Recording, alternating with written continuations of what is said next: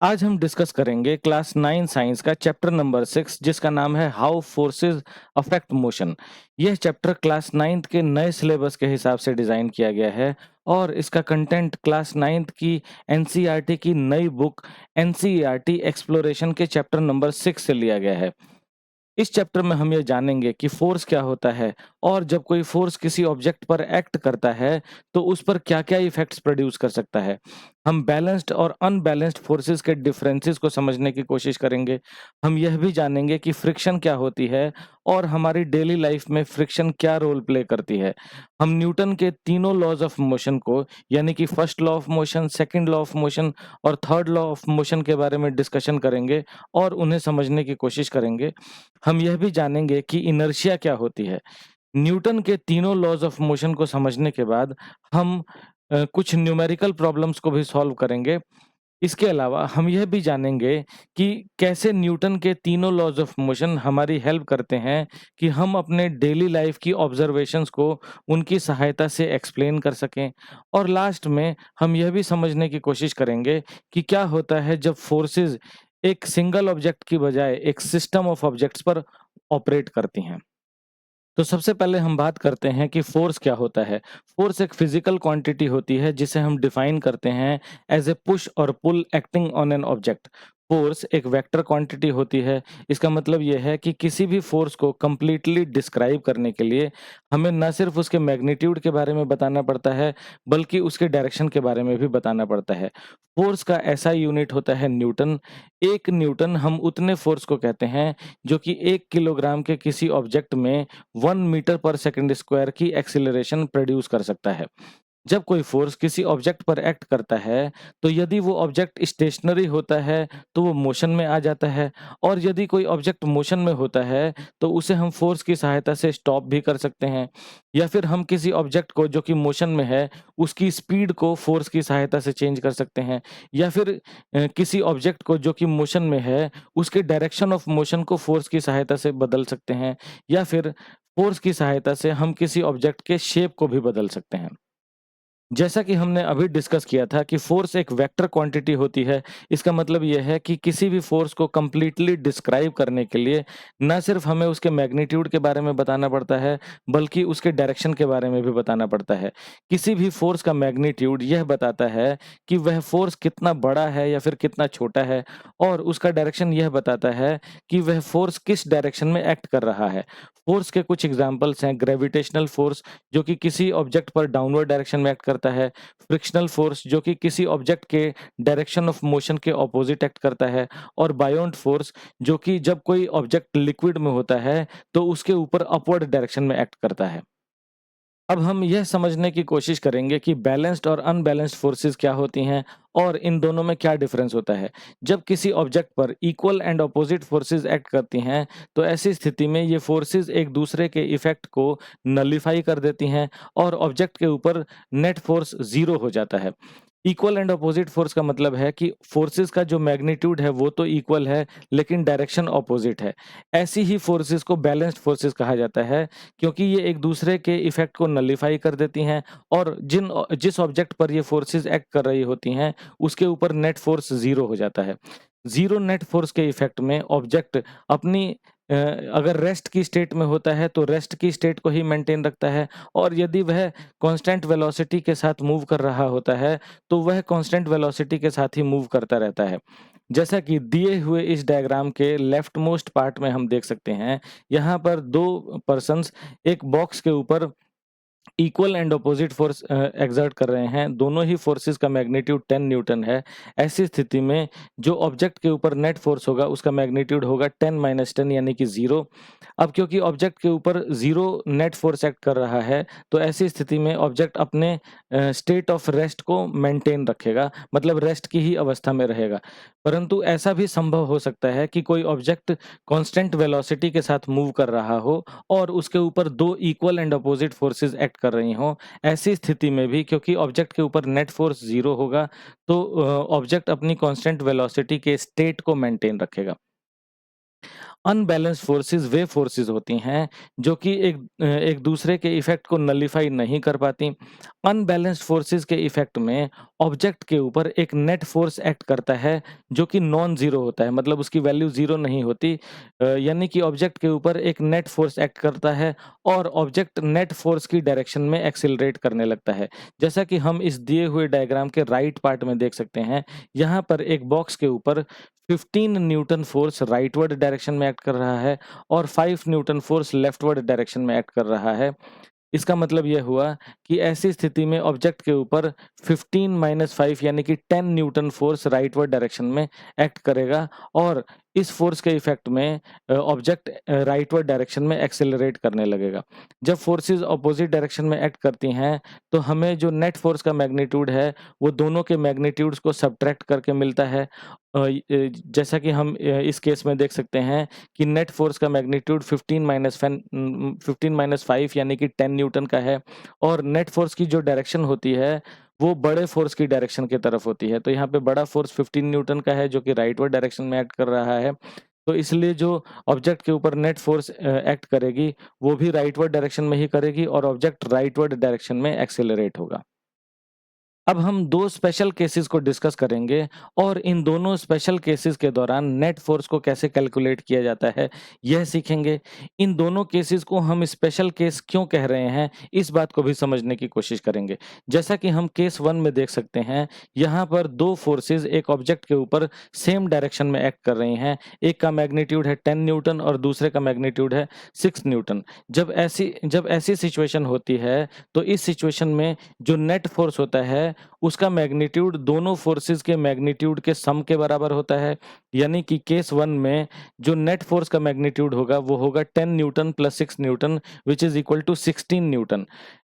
Case 1 में जो net force की डायरेक्शन होगी वो दोनों फोर्सेस के डायरेक्शन की तरफ ही होगी। यानी कि यहाँ पर दोनों फोर्सेस राइटवर्ड डायरेक्शन में एक्ट कर रही हैं, तो इसीलिए नेट फोर्स की डायरेक्शन भी राइटवर्ड डायरेक्शन में होगी। यदि हम केस 2 की बात करें तो यहाँ पर 2 फोर्सेस ऑपोजिट डायरेक्शन में एक ऑब्जेक्ट के ऊपर एक्ट कर रही हैं। एक का मैग्नीट्यूड है 10 न्यूटन और एक का मैग्नीट्यूड है 6 न्यूटन। जब ऐसी सिचुएशन होती है तो जो नेट फोर्स होता है उसका मैग्नीट्यूड दोनों फोर्सेस के मैग्नीट्यूड के डिफरेंस से मिलता है। इस पर्टिकुलर केस 2 में जो नेट फोर्स का मैग्नीट्यूड होगा वो होगा 10 newton minus 6 newton which is equal to 4 newton. जब फोर्सेस ऑपोजिट डायरेक्शन में एक्ट कर रही होती हैं तो जो नेट फोर्स की डायरेक्शन होती है वो बड़े मैग्नीट्यूड के फोर्स की डायरेक्शन में होती है। यहाँ पर बड़े मैग्नीट्यूड का फोर्स है 10 न्यूटन जो कि राइटवर्ड डायरेक्शन में एक्ट कर रहा है। इसीलिए जो 4 न्यूटन का नेट फोर्स होगा वो भी राइटवर्ड डायरेक्शन में एक्ट करेगा। अब हम यह समझने की कोशिश करते हैं कि इन 2 केसेस को हम स्पेशल केस क्यों कह रहे हैं। ये 2 स्पेशल केसेस इसलिए हैं क्योंकि रियल लाइफ सिचुएशंस में यह संभव है कि 2 फोर्सेस एक दूसरे के पैरेलल या फिर ऑपोजिट एक्ट ना करके किसी पर्टिकुलर एंगल पर एक्ट करें। जब फोर्सेस किसी पर्टिकुलर एंगल पर एक्ट करती हैं, तो ऐसी स्थिति में हम नेट फोर्स कैसे कैलकुलेट करते हैं, ये हम हायर क्लासेस में डिस्कशन करेंगे। अब हम फोर्स ऑफ फ्रिक्शन के बारे में डिस्कशन करेंगे। फोर्स ऑफ फ्रिक्शन तब एग्जिस्टेंस में आती है जब कोई एक ऑब्जेक्ट किसी दूसरे ऑब्जेक्ट के सरफेस पर या तो मूव करने की कोशिश करता है या फिर एक्चुअली में मूव करता है। इन दोनों ही स्थितियों में, मतलब कि जब एक ऑब्जेक्ट दूसरे ऑब्जेक्ट के सरफेस पर मूव करने की कोशिश कर रहा होता है या फिर एक्चुअली में मूव कर रहा होता है, तब फोर्स ऑफ फ्रिक्शन अराइज होती है। और फोर्स ऑफ फ्रिक्शन यह कोशिश करती है कि ऑब्जेक्ट के मूवमेंट की टेंडेंसी को रोका जाए या फिर ऑब्जेक्ट के डायरेक्शन ऑफ मोशन को अपोज किया जाए। अब क्योंकि फोर्स ऑफ फ्रिक्शन किसी भी ऑब्जेक्ट के डायरेक्शन ऑफ मोशन को अपोज करती है, इसीलिए यह किसी भी मूविंग ऑब्जेक्ट को स्लो डाउन करती है। जैसा कि हम इस दिए हुए डायग्राम में देख सकते हैं कि यहाँ पर एक कार रोड पर मूव कर रही है। अब क्योंकि कार का इंजन कार के ऊपर एक फॉरवर्ड फोर्स अप्लाई करता है, तो यह आगे की तरफ मूव करने की कोशिश करती है। लेकिन जब कार रोड के सरफेस पर मूव करने की कोशिश करती है, तब दोनों कार के टायर्स और रोड के सरफेस के बीच में फोर्स ऑफ फ्रिक्शन एग्जिस्टेंस में आ जाता है, जो कि कार के मोशन को अपोज करता है। मतलब कि जो फ्रिक्शन फोर्स की डायरेक्शन होती है, वो डायरेक्शन ऑफ मोशन के अपोजिट होती है। अब क्योंकि friction force direction of motion के अपोजिट होती है, इसीलिए यह कार को स्लो डाउन करेगी। इस फ्रिक्शन फोर्स जब फ्रिक्शन फोर्स दो सरफेसेस की रबिंग की वजह से प्रोड्यूस होती है, तो यह फ्रिक्शन फोर्स हीट भी प्रोड्यूस करती है। हालाँकि फ्रिक्शन फोर्स ज़्यादातर सिचुएशंस में डायरेक्शन ऑफ मोशन को अपोज़ करती है, लेकिन जब हम चलते हैं, तो इस दौरान फ्रिक्शन फोर्स हमारे डायरेक्शन ऑफ मोशन के डायरेक्शन में ही एक्ट करती है। मतलब कि जिस जिस दिशा में हम आगे की तरफ चल रहे होते हैं, फ्रिक्शन फोर्स भी उसी दिशा में लग रही होती है। तो इस पर्टिकुलर केस में फ्रिक्शन फोर्स हमें हेल्प करती है कि हम किसी भी ग्राउंड पर या किसी भी सरफेस पर वॉक कर सकें। तो यहाँ पर फ्रिक्शन फोर्स अपोज़ करने के बजाय हमारे डायरेक्शन ऑफ मोशन को हेल्प करती है। किसी भी 2 सरफेस के बीच में कितना फ्रिक्शन फोर्स डेवलप होगा, यह उन 2 सरफेसेस के मटेरियल के नेचर पर डिपेंड करता है, और यह इस बात पर भी डिपेंड करता है कि दोनों सरफेसेस रफ हैं या स्मूथ हैं। अगर सरफेसेस रफ होते हैं, तो उनके बीच में फोर्स ऑफ फ्रिक्शन भी ज़्यादा होती है, और अगर सरफेसेस स्मूथ होते हैं, तो उनके बीच में फोर्स ऑफ फ्रिक्शन कम होती है। अब हम Newton's first law of motion के बारे में बात करेंगे। Newton's first law of motion ये कहता है कि an object at rest will continue to remain at rest, और an object in uniform motion along a straight line will continue to move with a constant velocity unless and until it is acted upon by some external force. इसका मतलब यह है कि यदि कोई object rest की state में है और उसके ऊपर कोई एक्सटर्नल फोर्स या नेट फोर्स एक्ट नहीं कर रही, तो वो हमेशा ही अपने रेस्ट के स्टेट को मेंटेन रखेगा। और यदि कोई ऑब्जेक्ट एक स्ट्रेट लाइन पर एक यूनिफॉर्म स्पीड से एक ही डायरेक्शन में मूव कर रहा है, तो वो उस डायरेक्शन में यूनिफॉर्म स्पीड से हमेशा हमेशा मूव करता रहेगा, यदि उस पर कोई एक्सटर्नल फोर्स एक्ट ना करे तो। जैसा कि हम इस दिए हुए डायग्राम में देख सकते हैं कि यहाँ पर एक टेबल पर एक बुक रखी हुई है, और हम ये क्लियरली नोट कर सकते हैं कि बुक रेस्ट की स्टेट में है। अब यदि इस बुक पर कोई एक्सटर्नल नेट फोर्स एक्ट ना करे, तो ये बुक हमेशा ही इसी रेस्ट की स्टेट में पड़ा रहेगा। दूसरे दूसरे पिक्चर में हम ये देख सकते हैं कि एक कार एक कांस्टेंट वेलोसिटी के साथ मूव कर रही है। अब यदि इसके ऊपर सभी एक्सटर्नल फोर्सेस को हटा दिया जाए, तो यह कार हमेशा ही एक कांस्टेंट वेलोसिटी के साथ एक स्ट्रेट लाइन पाथ पर एक ही डायरेक्शन में मूव करती रहेगी, और यह बात हमेशा हमेशा के लिए होती रहेगी। लेकिन रोजमर्रा की जिंदगी में हमारी ऑब्जर्वेशन कुछ अलग होती है। यदि हम कार को एक कांस्टेंट वेलोसिटी दे करके और उसके बाद इंजन का फोर्स बंद कर दें, तो हम ये नोटिस करेंगे कि कुछ समय के बाद कार रुक जाती है। ऐसा इसलिए होता है क्योंकि कार और रोड के सरफेस के बीच में फोर्स ऑफ फ्रिक्शन डेवलप हो जाता है, और यह फोर्स ऑफ फ्रिक्शन हमेशा ही डायरेक्शन ऑफ मोशन के ऑपोजिट होता है, और कार के मोशन को अपोज करता है। इसलिए धीरे-धीरे कार की स्पीड कम होती जाती है, और फिर फाइनली कार रुक जाती है। लेकिन यदि हम किसी ऑब्जेक्ट की जो कि एक कांस्टेंट वेलोसिटी के साथ मूव कर रहा हो, उसके ऊपर एक्ट करने वाले, उसके डायरेक्शन ऑफ मोशन को अपोज करने वाले सभी फोर्सेस को हटा दें और उसके ऊपर नेट फोर्स 0 कर दें, तो ऐसी स्थिति में वो कार हमेशा ही एक कांस्टेंट वेलोसिटी से, या कोई भी ऑब्जेक्ट हो, वो हमेशा ही एक कांस्टेंट वेलोसिटी से एक स्ट्रेट लाइन पाथ पर सेम डायरेक्शन में कंटिन्यूअसली मूव करता रहेगा।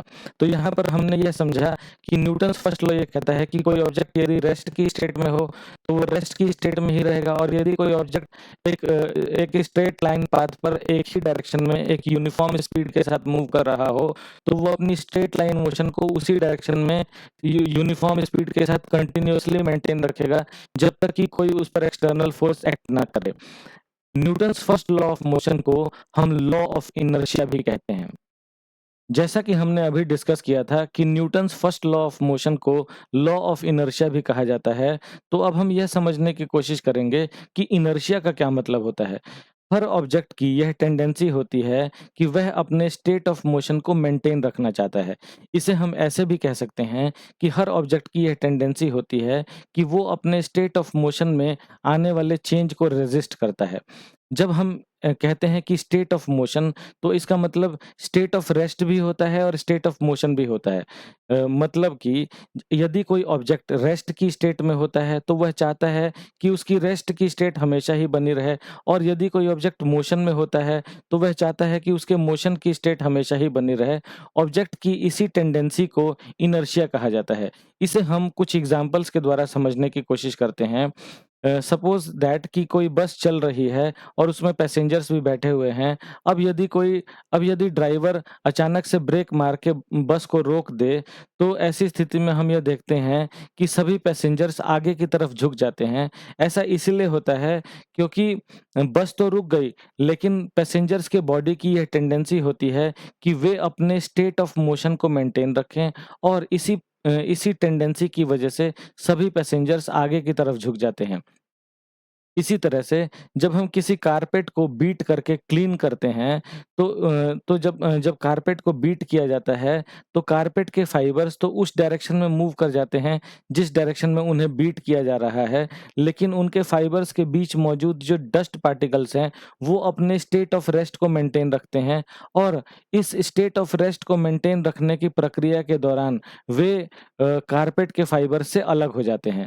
तो यहाँ पर हमने यह देखा कि ऑब्जेक्ट्स की टेंडेंसी ये होती है कि यदि वो रेस्ट की स्टेट में है, तो उसी स्टेट को मेंटेन रखना चाहेंगे, और यदि वो मोशन की स्टेट में है, तो तो अपने स्टेट ऑफ मोशन को मेंटेन रखना चाहेंगे।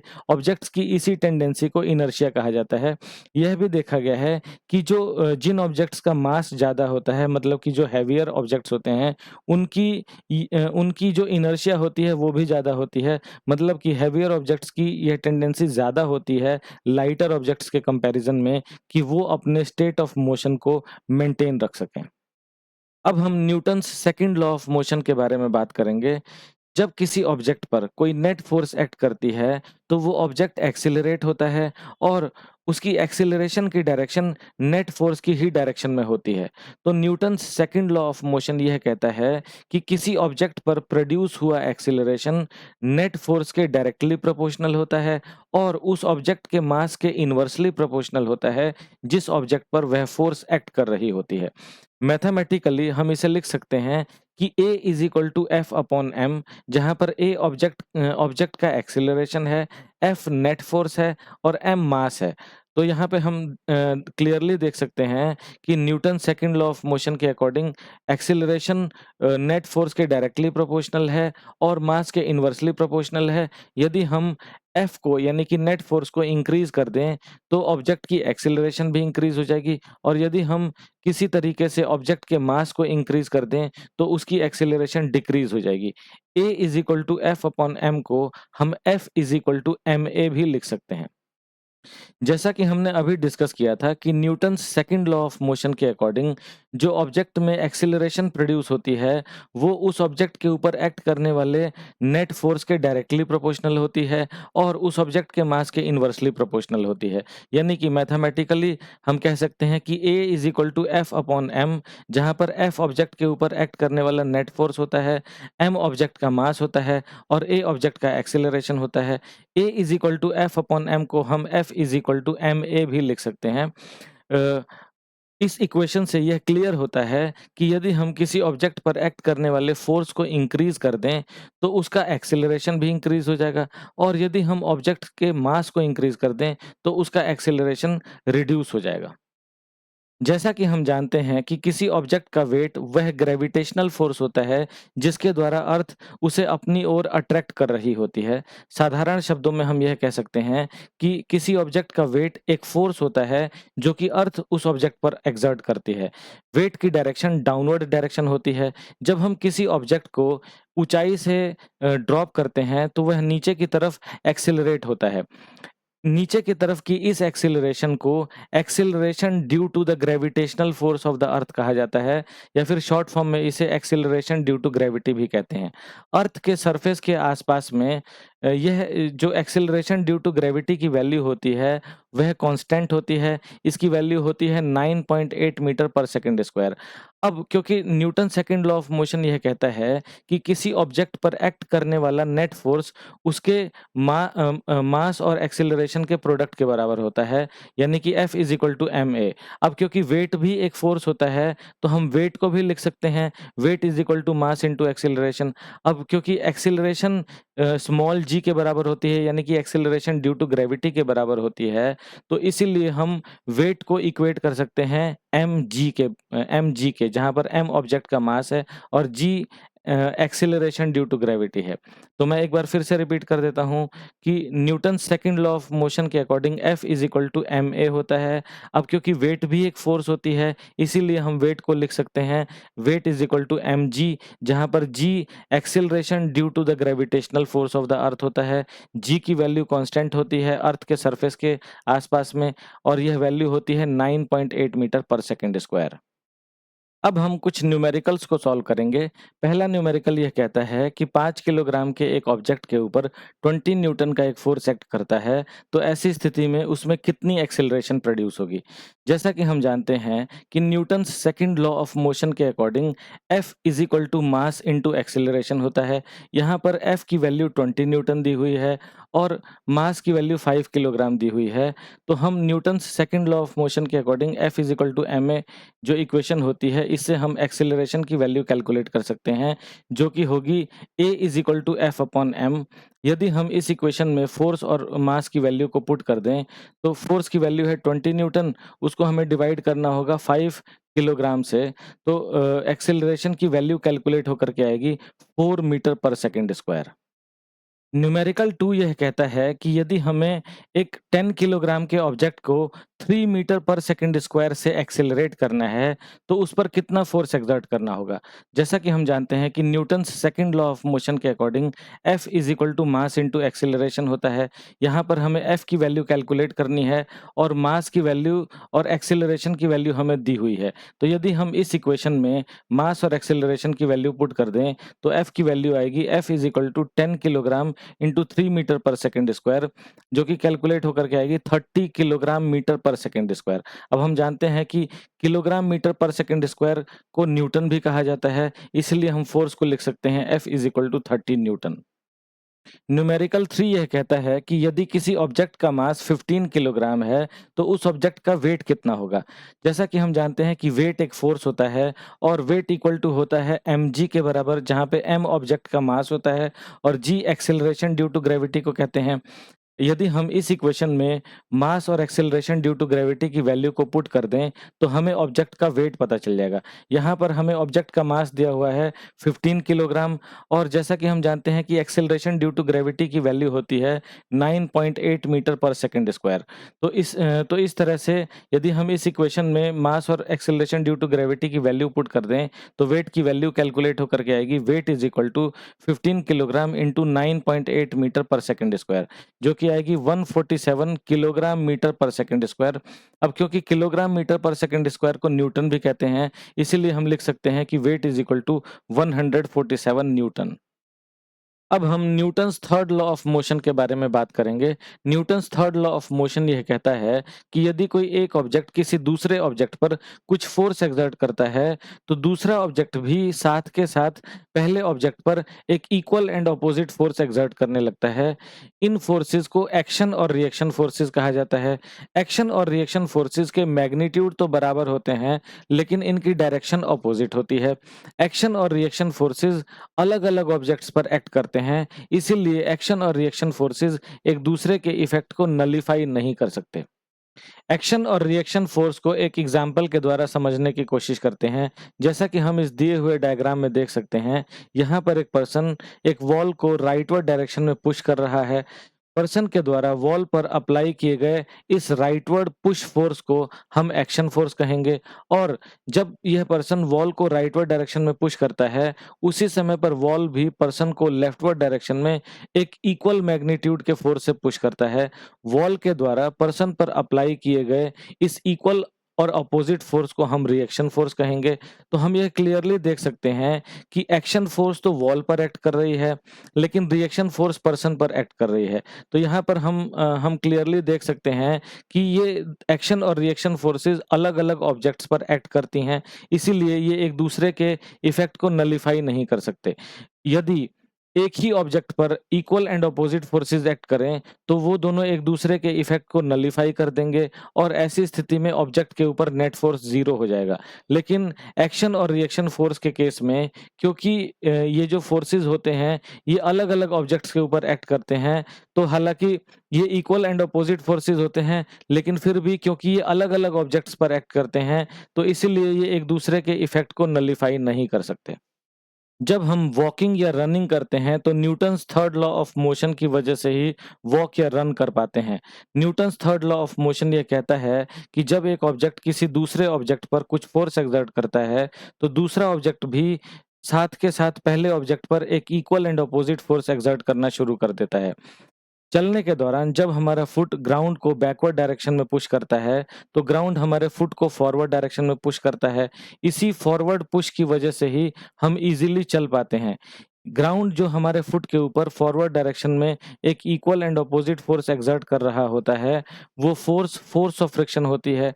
तो इस केस में हम क्लियरली यह देख सकते हैं कि फोर्स ऑफ फ्रिक्शन हमारे मोशन को अपोज़ नहीं कर रही, बल्कि हमें हेल्प कर रही है कि हम फॉरवर्ड डायरेक्शन में आसानी से चल सकें। यही वो रीज़न है कि जब हम किसी स्लिपरी सरफेस पर वॉक करने की कोशिश करते हैं, तो स्लिपरी सरफेस हम और हमारे फुट के बीच में sufficient force of friction develop नहीं हो पाती और हम उस सरफेस पर फिसल कर गिर जाते हैं। रॉकेट लॉन्च के दौरान भी Newton's third law of motion work कर रहा होता है। रॉकेट लॉन्च के दौरान जब रॉकेट का इंजन हॉट गैसेस को डाउनवर्ड डायरेक्शन में हाई स्पीड के साथ पुश करता है, तो इजेक्ट होती हुई हॉट गैसेस भी रॉकेट के ऊपर एक equal and opposite upward force लगाती हैं। यह जो equal and opposite upward force होती है, यह रॉकेट के वेट से ज़्यादा होती है और इसीलिए रॉकेट अपवर्ड डायरेक्शन में एक्सेलरेट होने लगता है। अब तक हमने यह समझा कि यदि एक सिंगल ऑब्जेक्ट के ऊपर कुछ फोर्सेस एक्ट कर रही हों, तो ऐसी स्थिति में हम कैसे उस ऑब्जेक्ट के मोशन को स्टडी करते हैं, न्यूटन के लॉज ऑफ मोशन को अप्लाई करके। अब हम यह समझने की कोशिश करेंगे कि जब एक सिंगल ऑब्जेक्ट के बजाय एक सिस्टम ऑफ ऑब्जेक्ट्स के ऊपर कुछ फोर्सेस एक्ट कर रही हों, तो ऐसी स्थिति में हम किस तरह से उसके मोशन को स्टडी कर सकते हैं और किस तरह से न्यूटन के लॉज ऑफ मोशन को उस पर अप्लाई कर सकते हैं। सिस्टम ऑफ ऑब्जेक्ट्स का मतलब होता है कि उस सिस्टम के अंदर एक नहीं बल्कि कई सारे ऑब्जेक्ट्स शामिल होते हैं।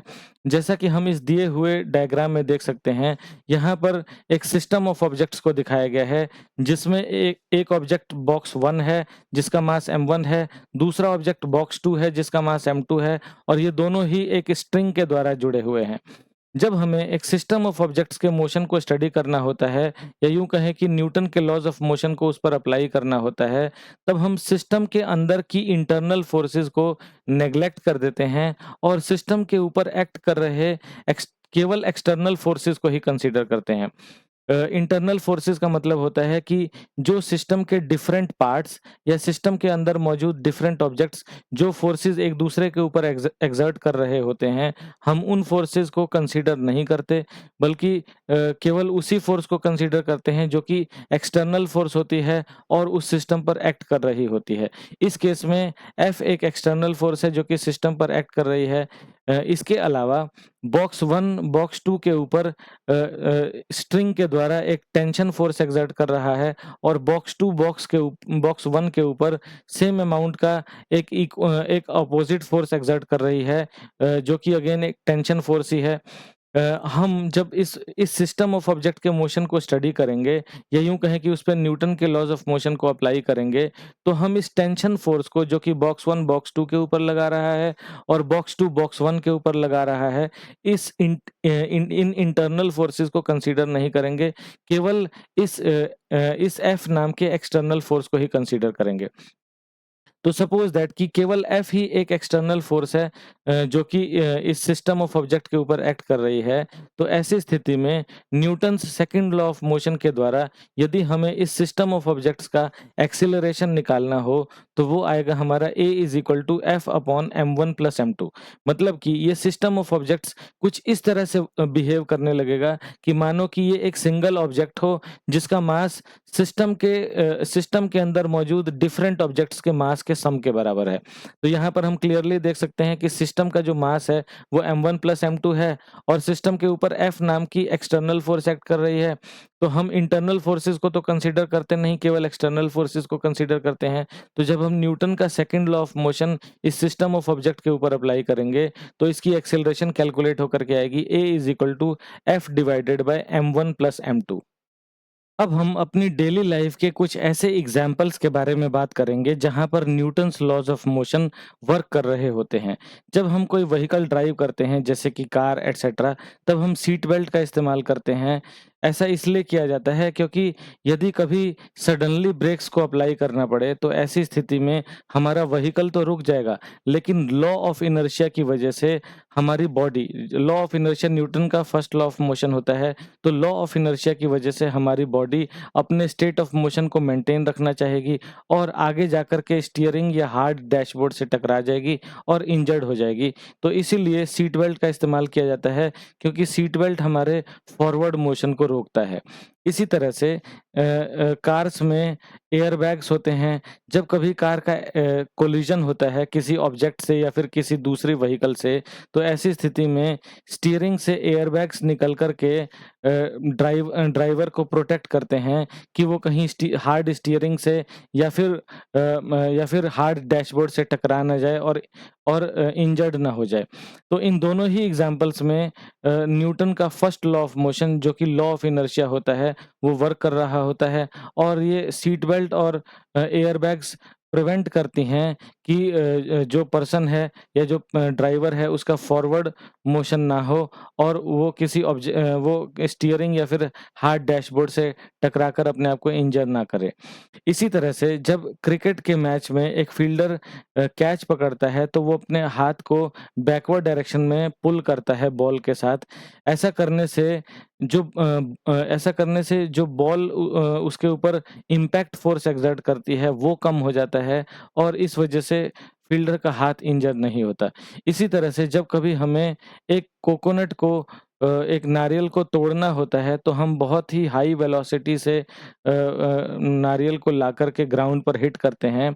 जब हम ऐसा करते हैं तो नारियल की वेलोसिटी एकदम से ज़ीरो हो जाती है और उसकी वेलोसिटी को एक हाई वेलोसिटी से एकदम से ज़ीरो बनाने के लिए एक बहुत ही लार्ज अमाउंट के फ़ोर्स की ज़रूरत होती है। इस लार्ज अमाउंट के फ़ोर्स की वजह से ही नारियल ब्रेक डाउन हो जाता है। तो हमने देखा कि हमारे लाइफ़ के बहुत सारे रोज़मर्रा की ज़िंदगी में बहुत सारे ऐसे इंसिडेंसेस होते हैं, जहाँ पर कि Newton's laws of motion work कर रहा होता है।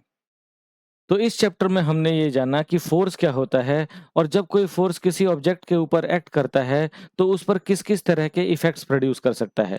हमने यह भी जाना कि जब किसी ऑब्जेक्ट के ऊपर कुछ फोर्सेस एक्ट करती हैं तो उस ऑब्जेक्ट का मोशन उन फोर्सेस के रिजल्टेंट फोर्स यानी कि नेट फोर्स के द्वारा डिटरमिन किया जाता है। हमने बैलेंस्ड और अनबैलेंस्ड फोर्सेस के बारे में डिस्कशन किया, फ्रिक्शन को समझा और यह भी जाना कि इनर्शिया क्या होती है। हमने न्यूटन के तीनों लॉज ऑफ मोशन के बारे में डिटेल में डिस्कशन किया। साथ ही साथ हमने यह भी डिस्कस किया कि वेट एक फोर्स होता है जो कि अर्थ के द्वारा किसी ऑब्जेक्ट के ऊपर एक्सर्ट किया जाता है और वेट की वैल्यू होती है W = mg। लास्ट में हमने यह भी समझा कि जब एक सिस्टम ऑफ ऑब्जेक्ट्स के ऊपर कुछ फोर्सेस एक्ट करती हैं तो ऐसी स्थिति में हम उसके मोशन को किस तरह से स्टडी कर सकते हैं, यानी कि किस तरह से उसके ऊपर न्यूटन के लॉज ऑफ मोशन को अप्लाई कर सकते हैं। Thank you very much.